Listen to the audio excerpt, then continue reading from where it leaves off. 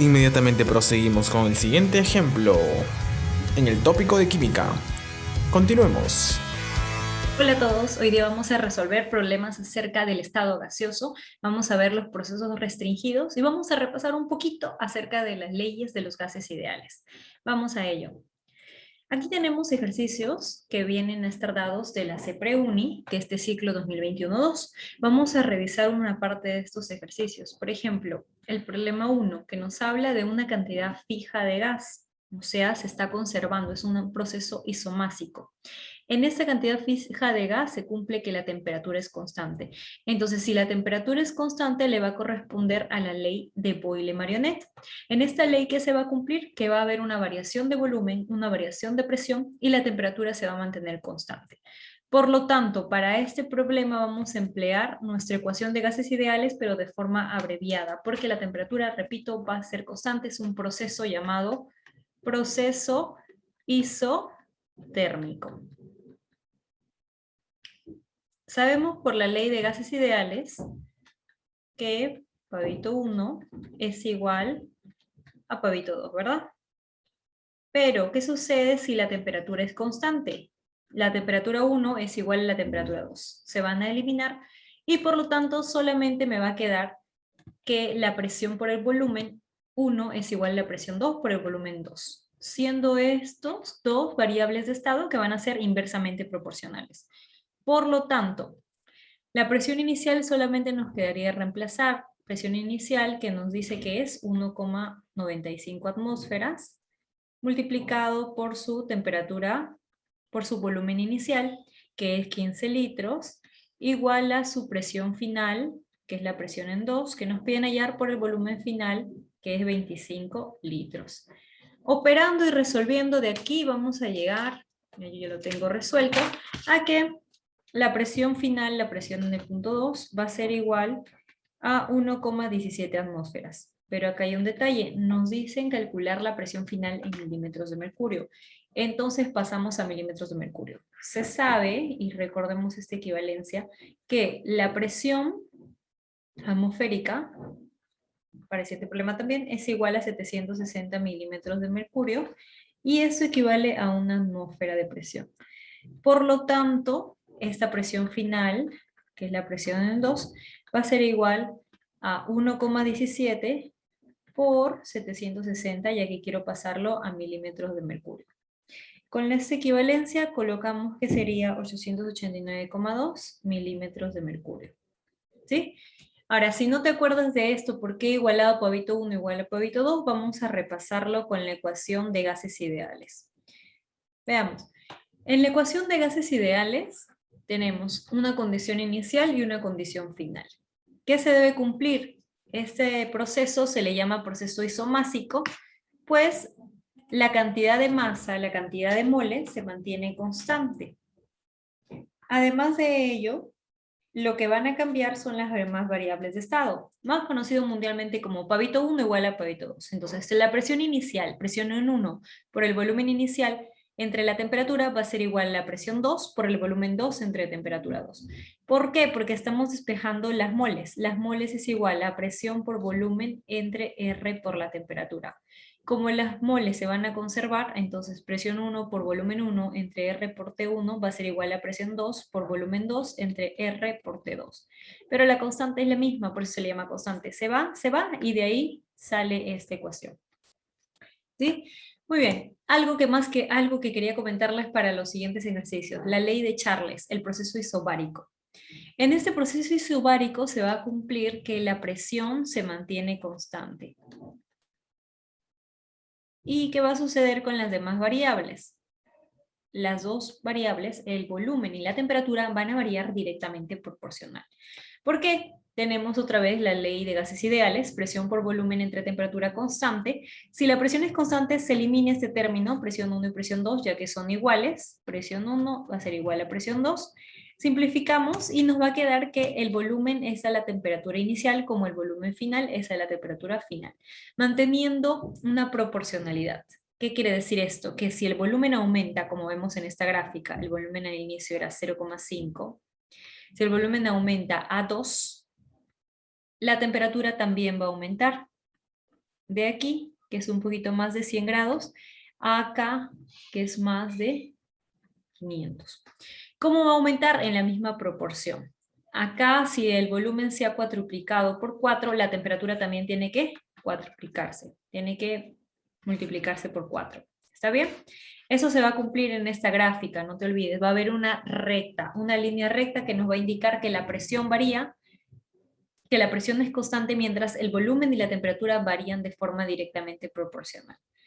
Sí, si les gustaría que haga un video completo sobre las 3 leyes de los procesos restringidos, déjenmelo en los comentarios, me comentan. Suscríbanse para acceder a toda la información de este canal, ¿sí? Te dice, en el ejercicio 2, a nivel del mar, un gas es confinado dentro de un cilindro con émbolo móvil de fricción despreciable a 800 milímetros de mercurio, ocupando un volumen de 638 mililitros. ¿Qué volumen en mililitros ocupará el gas si se deja que iguale su presión con el exterior manteniendo la temperatura constante? Entonces, si la temperatura es constante, vamos a tener el proceso isotérmico, que ya hemos visto. Y si es isotérmico, la presión inicial por el volumen inicial va a ser igual a la presión final por el volumen final. Ahí está. La presión inicial te dice que es 800 milímetros de mercurio. Y el volumen inicial está acá en 638 mililitros. Acá un detalle. Te dicen calcular el volumen final. En este ejercicio, si vemos las respuestas, están justamente en mililitros. ¿Sí? ¿Qué volumen en mililitros te piden el volumen en mililitros? Entonces tú tienes que calcular en mililitros. Por eso es que no voy a hacer el cambio a litros porque sería demorarme un poco más, ¿no? Sería hacer doble vez la operación. Pasar a litros y luego volver a mililitros por las puras. Entonces, la presión final va a ser la que se dice que se iguala con la presión exterior. Ahora, ¿qué sucede con la presión exterior? Dennos cuenta que a nivel del mar, la presión atmosférica o la presión exterior va a ser 760 milímetros de mercurio o también una atmósfera. En el Monte Everest, sin embargo, en la cima, cuando hay más altura, la presión atmosférica va a disminuir. En este caso, a 300 milímetros de mercurio. ¿Sí? Como dato curioso. Entonces, la presión final va a ser 760 por el volumen final que no sabemos. Ya no pongo las unidades, se van a eliminar y mi volumen final me va a quedar en mililitros, operando 671,6 mililitros. Ahí está. Veamos el ejercicio 3. Te dice, una muestra de 500 mililitros de argón a 2 atmósferas se expande isotérmicamente. Misma idea, chicos. Isotérmicamente, entonces tengo que la presión y el volumen van a ser directamente proporcionales. Presión por volumen inicial igual a presión final por volumen final. El único detalle de este ejercicio es que aquí te dan que al inicio tienes una cantidad de presión, ¿no? Presión inicial te dice que es 2 atmósferas. Pero mira, te dice calcular la relación de la presión final con respecto a la presión inicial. Entonces, no es necesario calcular la presión final. No es necesario ver si es 3, 4, 5 atmósferas la presión final. ¿Por qué no es necesario? Porque tú solamente quieres la relación entre la presión final con la presión inicial. Entonces divides presión final es a presión inicial como volumen inicial es a volumen final. Volumen inicial lo sabemos, reemplazamos 500 mililitros. Volumen final 2500. Otra vez, como están las mismas unidades, se va a eliminar los mililitros, se va a eliminar los ceritos y te va a quedar como 1 a 5. No es necesario calcular, repito, la presión final porque te pide la relación proporcional, o sea, la división. Cuando te digan relación proporcional, se refiere a la división entre la presión final entre la presión inicial. Simplemente eso es una relación geométrica, ¿sí? Muy bien, siguiente ejercicio. Se realizan los procesos representados en este gráfico con 0,8 moles de cierto gas ideal. Calcule la temperatura en el punto 3. Acá hay que recordar lo que habíamos visto en el proceso isobárico, chicos. ¿Qué sucede en el proceso isobárico?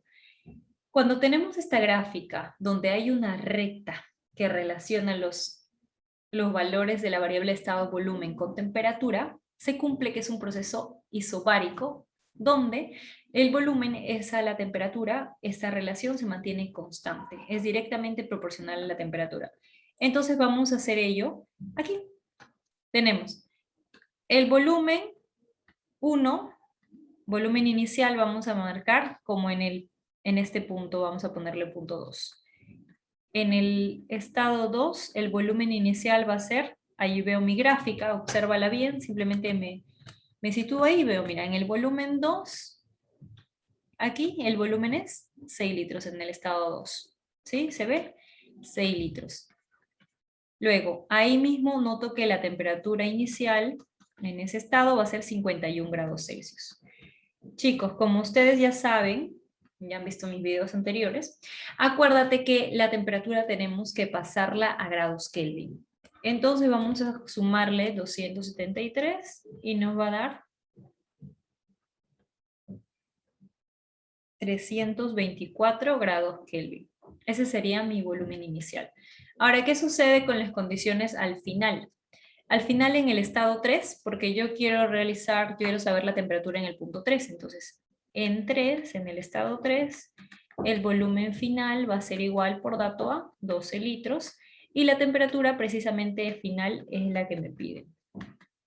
Ya que notamos que es un proceso, como dijimos, proceso ¿qué? Isobárico, muy bien, sé que lo sabes. Y en los comentarios me comentas, si es un proceso isobárico, ¿se mantiene qué constante? La presión, muy bien, sé que lo sabes. La presión. Entonces, vamos a hacer la relación de proporcionalidad. La temperatura 1 y el volumen 1 van a estar en proporción directa. 6 es a 324, como 12 es a la temperatura final. Finalmente, la temperatura al final va a ser 648 grados Kelvin. Si quiero pasar de Kelvin a grados Celsius, la temperatura en grados Celsius va a ser, a ese 648 le quito 273. ¿Qué me da? 324 grados Celsius.